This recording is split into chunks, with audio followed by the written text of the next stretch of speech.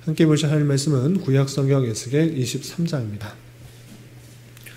9월 23일 에스겔 23장을 읽는데 23장도 1절부터 49절까지 길게 되어 있어서 다 읽지는 않고요. 1절부터 21절까지 말씀만 봉독하겠습니다. 구약성경 에스겔 23장 1절부터 21절까지 말씀, 구약성경 1184쪽 전후를 보시면 되겠습니다. 1절부터 21절까지 함께 봉독합니다. 또 여호와의 말씀이 내게 임하여 이르시되, 인자야, 두 여인이 있었으니 한 어머니의 딸이라. 그들이 애굽에서 행음하되 어렸을 때에 행음하여 그들의 요방이 눌리며 그 처녀의 가슴이 어루만져 졌나니 그 이름이 형은 오홀라요 아우는 오홀리바라. 그들이 내게 속하여 자녀를 낳았나니 그 이름으로 말하면 오홀라는 사마리아요 오홀리바는 예루살렘이니라. 오홀라가 내게 속하였을 때에 행음하여 그가 연애하는 자 곧 그의 이웃 아수르 사람을 사모하였나니 그들은 다 자색 옷을 입은 고관과 감독이요 준수한 청년이요 말타는 자들이라. 그가 아수르 사람들 가운데에 잘생긴 그 모든 자들과 행음하고 누구를 연애하든지 그들의 모든 우상으로 자신을 더럽혔으며 그가 젊었을 때에 애굽 사람과 동침하며 그 처녀의 가슴이 어루만져졌으며 그의 몸에 음란을 쏟음을 당한 바 되었더니 그가 그때부터 행음함을 마지 아니하였느니라. 그러므로 내가 그를 그의 정든 자 곧 그가 연애하는 아수르 사람의 손에 넘겼더니 그들이 그의 하체를 드러내고 그의 자녀를 빼앗으며 칼로 그를 죽여 여인들에게 이야깃거리가 되게 하였나니 이는 그들이 그에게 심판을 행함이니라. 그 아우 오홀리아가 이것을 보고도 그의 형보다 음욕을 더하며 그의 형의 간음함보다 그 간음이 더 심함으로 그의 형보다 더 부패하여졌느니라. 그가 그의 이웃 아수르 사람을 연애하였나니 그들은 화려한 의복을 입고 고관과 감독이요 말타는 자들과 준수한 청년이었느니라. 그 두 여인이 한 길로 행함으로 그도 더러워졌음을 내가 보았노라. 그가 음행을 더하였음은 붉은색으로 벽에 그린 사람의 형상 곧 갈대아 사람의 형상을 보았음이니 그 형상은 허리를 띠로 동이고 머리를 긴 수건으로 쌌으며 그의 용모는 다른 준수한 자 곧 그의 고향 갈대아 바벨론 사람 같은 것이라. 그가 보고 곧 사랑을 하게 되어 사절을 갈대아 그들에게로 보내매 바벨론 사람이 나와 연애하는 침상에 올라 음행으로 그를 더럽힘에 그가 더럽힘을 입은 후에 그들을 싫어하는 마음이 생겼느니라. 그가 이같이 그의 음행을 나타내며 그가 하체를 드러내므로 내 마음이 그의 형을 싫어한 것 같이 그를 싫어하였으나 그가 그의 음행을 더하여 젊었을 때에 곧 애굽 땅에서 행음하던 때를 생각하고 그의 하체는 나귀 같고 그의 정수는 말 같은 음란한 간부를 사랑하였도다. 내가 젊었을 때에 행음하여 애굽 사람에게 내 가슴과 유방이 어루만졌던 것을 아직도 생각하도다. 아멘. 네, 감사합니다. 오늘 말씀의 본문은 에스겔 23장입니다. 우리가 어제 살펴봤던 에스겔 22장에서는 이스라엘 백성들의 만연한 죄악에 대해서 살펴보았는데 죄악을 하나하나 열거할 뿐만 아니라 이스라엘 백성들에 있는 고관부터 이른 평민에까지 백성들에게까지 하나하나 그 죄악들을 지적하면서 심판받을 수밖에 없는 이유에 대해서 살펴보았습니다. 그럼에도 불구하고 하나님께서는 그 성을 다시 쌓으며 성이 막 무너지는 것을 막아설 사람, 그 사람을 찾으시는 그 하나님의 마음을 살펴볼 수 있었습니다. 그리고 계속해서 이어지는 23장에서는 이스라엘 백성들의 부패와 타락들, 그리고 그로 말미암아 맡게 되는 심판을 설명하는데 또 두 여인의 모습을 비유하면서 설명하고 있습니다. 오홀라와 오홀리바라라는 그 두 여인의 간음하는 그 모습을 통해서 하나님께서 택하신 백성들을 신부로서 여기는 그 백성들이 하나님만을 섬겨야 되는데 그렇지 않고 이웃 나라를 섬기는 그 모습을 행음하는 두 여인으로 비유하고 있는데 그 말씀을 통해서 또 깨달아야 될 것들이 무엇인지 좀 생각해보는 시간을 갖도록 하겠습니다. 우선 24장 2절에서 보면 하나님께서 에스겔 선지자에게 말씀하시되 비유로서 설명을 하고 계십니다. 보시면 2절 보시면 인자야 에스겔아 두 여인이 있으니 한 어머니의 딸이라 라고 했습니다. 한 어머니에서 나온 두 딸에 대해서 설명하고 있는데 그 이름이 무엇인가 라고 할 때 4절 보면 오홀라요 형은 오홀라요 아우는 오홀리바다 했습니다. 그러니까 언니는 오홀라고 아우는 오홀리바라고 되어 있는데 오홀라 오홀리바 이 이름의 뜻이 무엇인가 라고 할 때 한글 성경으로서는 이것이 무슨 뜻인지를 잘 알 수 없습니다.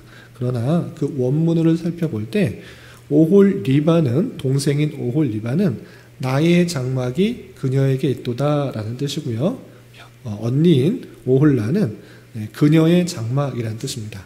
이 장막이라는 것이 중요시해서 표현된 그런 이름인데 나의 장막이 그녀에 있다라는 것이 동생이고 또 그녀의 장막, 딸은 장막이라고 표현되는 것을 통해서 이것은 이 장막은 성소, 하나님께서 계신 곳이다라는 것을 뜻하는 것이라는 것을 알 수가 있고 그 이름을 설명하는 그 뜻을 통해서도 더 잘 알 수 있습니다. 그래서 4절 말미에 보면 오홀라는 사마리아요, 오홀리바는 예루살렘이다 라고 설명을 해주고 있습니다. 그러니까 동생 오홀리바는 나의 장막이 그녀에게 있도다 라는 것을 통해서 하나님의 장막이 있는 곳 예루살렘을 뜻하는 것을 상상할 수 있고 또 사마리아는 북이스라엘의 수도로서 하나님께서 만든 장막이 아닌 그들 스스로 만들어 놓은 장막이 북이스라엘에 있었기 때문에 그녀의 장막이다. 하나님께서 원하시는 장막이 아니라 그녀의 장막이다 라는 그런 이름을 갖고 있는 것을 볼 수 있습니다. 이렇게 오홀라와 오홀리바 두 여인을 사마리아와 예루살렘을 비유해서 설명하고 있는데 그 모습이 어떠한지 이렇게 설명하고 있습니다. 3절에서 보면 3절 한 절 올라가서 보면 그들이 애굽에서 행음하되 어렸을 때 행음하여 그들의 유방이 눌리며 처녀의 가슴에 어루만져졌다라고 표현했습니다. 그 두 여인이 어렸을 때부터 애굽에서 행음하였다라고 표현을 하고 있는데 이것은 그냥 단순히 여인이 아니라 그들의 모습이 애굽에 있을 때부터 어렸을 때부터 이방의 것들을 더 좋아하는 그런 마음들이 있었다라는 것입니다. 처음부터 애굽에 있을 때부터 이방의 신들을 접하고 또 이방이 갖고 있는 많은 부유한 것, 또 많은 좋아 보이는 것들에 노출이 되어서 그런 것을 따랐다라는 그 모습들을 볼 수 있습니다. 그리고 이제 나왔음에도 불구하고 그 두 여인 오홀라와 오홀리바는 계속적으로 그 애굽에서 좋아했던 그 행음했던 모습들이 여전히 남아있어서 하나님이 아닌 다른 것에 마음을 빼앗기는 그 모습을 이렇게 지적하고 있습니다.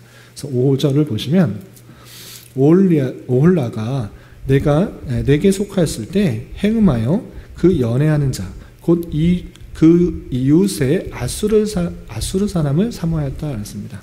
오홀라가 하나님께 속하였음에도 불구하고 이웃에 있는 아수르 사람을 사모했는데 그 아수르 사람이 어떤 모습이기 때문에 사모했는가 그것도 이렇게 친절하게 설명해 주고 있습니다. 6절 7절에서 보면 그들은 다 자색 옷을 입은 고관과 감독이요 준수한 청년이요 말 타는 자들이라. 그가 아수르 사람들 가운데 잘생긴 그 모든 자들과 행음하고 누구를 연애하든지 그들의 모든 우상으로 자신을 더럽혔다라고 표현하고 있습니다. 그러니까 이 북이스라엘이라고 생각할 수 있는 이 사마리아 그 사람들은 아수르의 그 겉모습 외적인 부요함, 풍부함 또 부와 명예들이 가득하였을 때 그것을 따라가고 있는 모습들이 있었다라고 하고 있는 것입니다.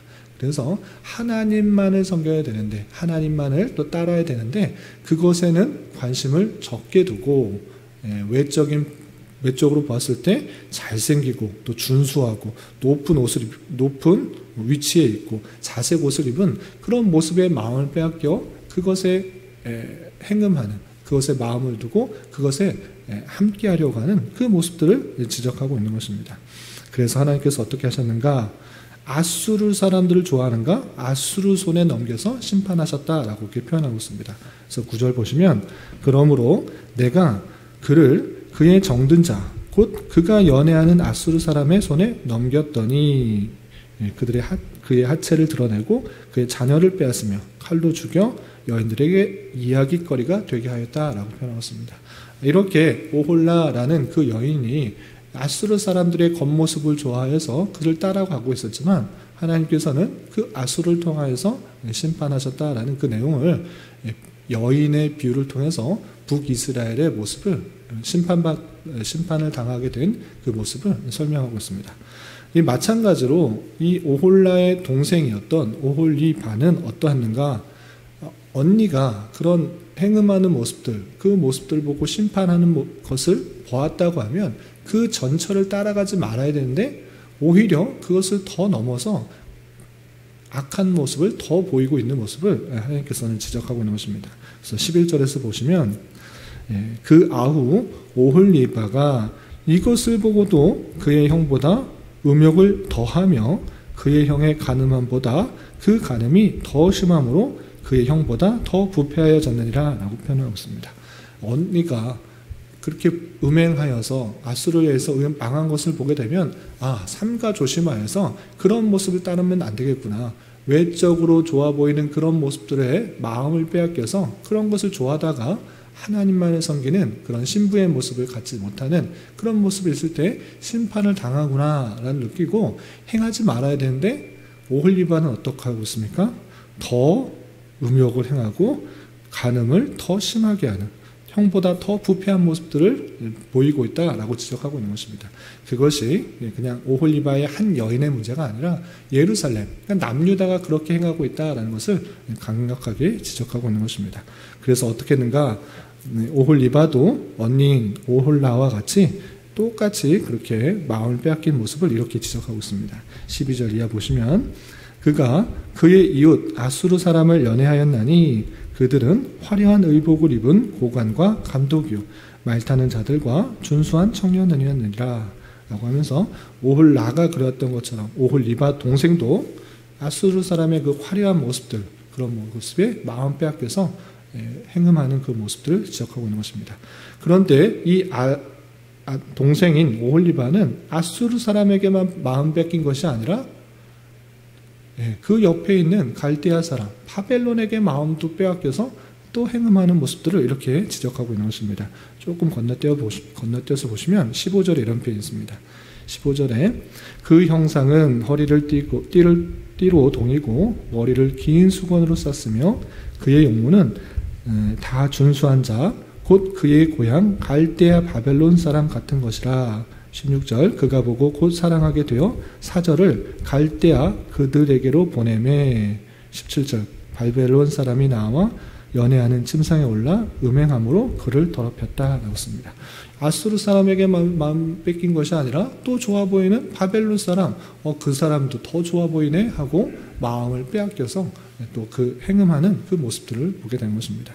이렇게 오홀리바는 언니의 그 오홀라의 그 잘못된 모습, 음행하는 모습을 보고 뉘우치고 또 돌이켜야 되는데 오히려 더 심해지고 더 간음을 하는 모습들, 더 부패한 모습들이 더 드러나서 아수르뿐만 아니라 바벨론에게 또 마음을 뺏기는 그 모습들을 지적하고 있는 것입니다.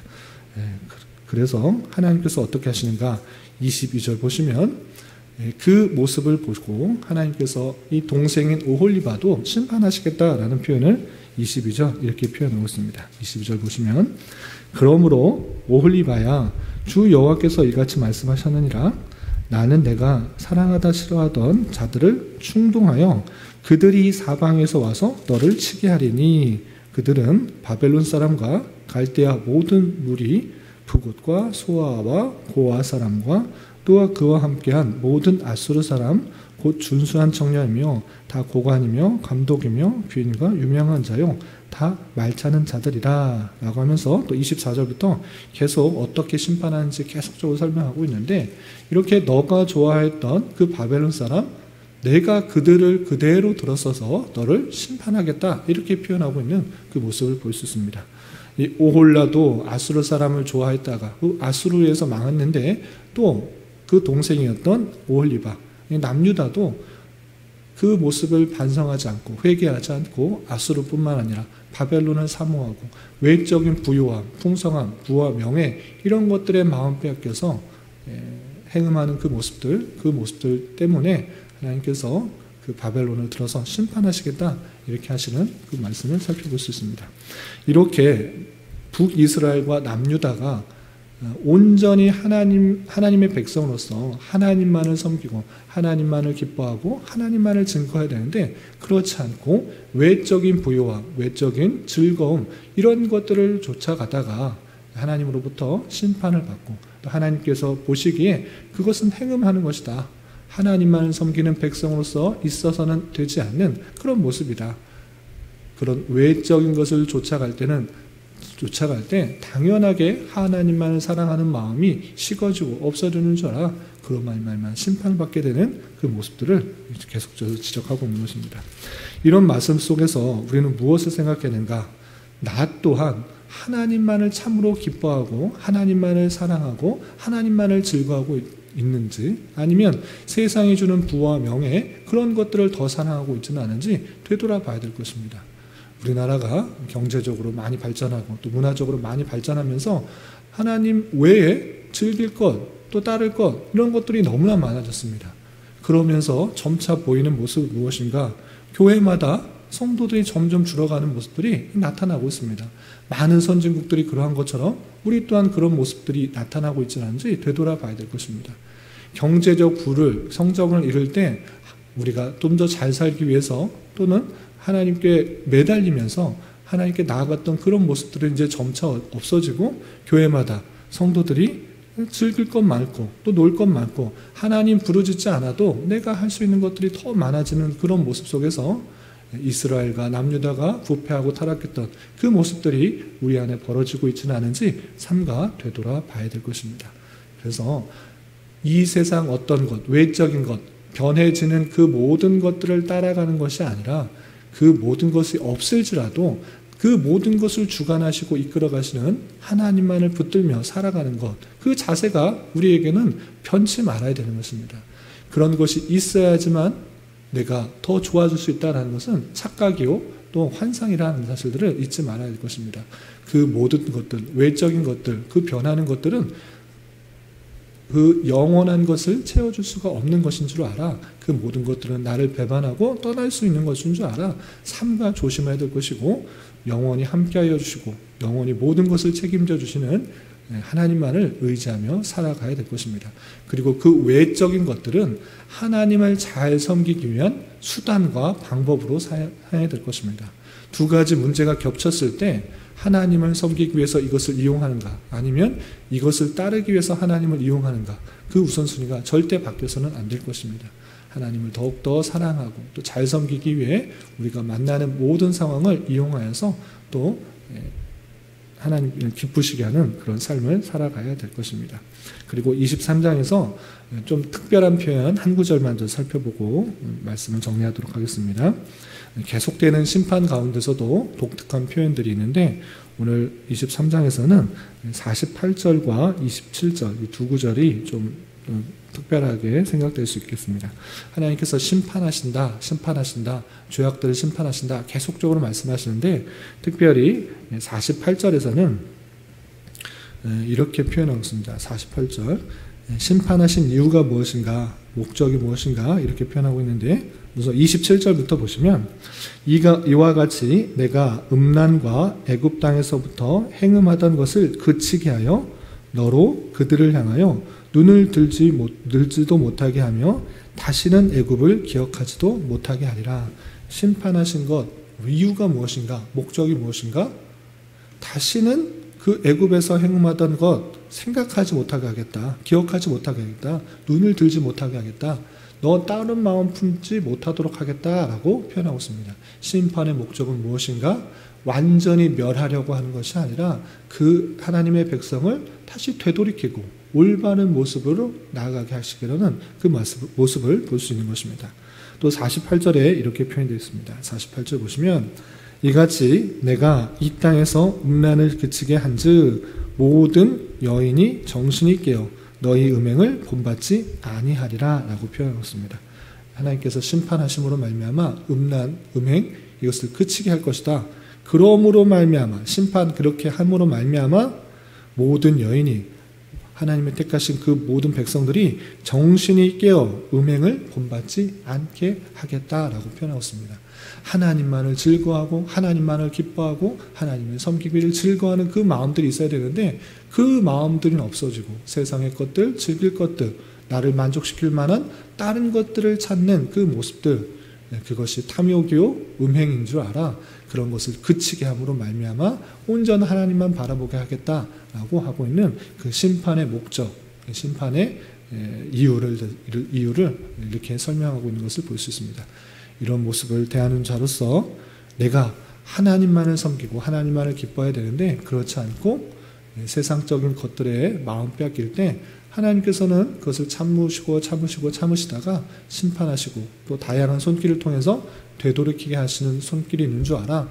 우리는 그런 하나님의 채찍과 같은 심판의 손길을 받아서 되돌아오는 것이 아니라 말씀을 통해 깨닫고 또 말씀을 통해서 또 올바른 길로 되돌이키는 그런 모습을 가져야 될 것입니다.